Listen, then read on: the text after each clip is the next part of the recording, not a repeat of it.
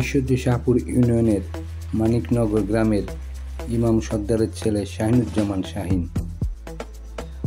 ৮ বছর আগে রড সিমেন্টের ব্যবসা করে সফলতার মুখ দেখতে না পেয়ে শুরু করেন লেবু চাষ।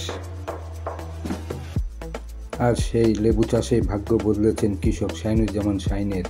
শুধু তাই নয়, লেবু চাষে তিনি পেয়েছেন জাতীয় কৃষি পদকও। এলাকায় এখন তিনি কৃষি পদকপ্রাপ্ত কৃষক হিসেবে ব্যাপক পরিচিতি লাভ করেছেন।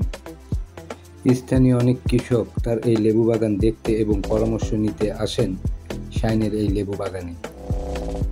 বর্তমানে শাহিনুজ্জামান 10 বিঘা জমিতে বাণিজ্যিকভাবে চায়না 3 জাতের লেবু আবাদ করে বছরে 60 লক্ষ টাকা বিক্রির প্রত্যাশা করছেন। চৈত্র ও বৈশাখ মাসে এবং রমজানে লেবু বিক্রি করে 30 লক্ষ টাকা আয় হবে বলে জানিয়েছেন।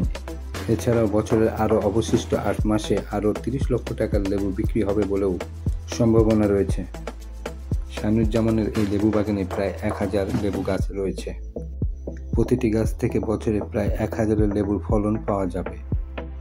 রমজানে প্রতি পিস লেবু 6 টাকা হিসাব এবং অন্য সময় 3 টাকা হিসাব করলে বছরে একটি গাছ থেকেই 6 থেকে 8,000 টাকার লেবু বিক্রির সম্ভাবনা রয়েছে। শাহিনুজ্জামানের এই সাফল্য দেখে অন্য কৃষকদের মধ্যেও লেবু চাষে আগ্রহ বৃদ্ধি পাচ্ছে। শাহিনুর রহমান বাঁধন, মোবাইল টেলিভিশন, ঈশ্বরদী।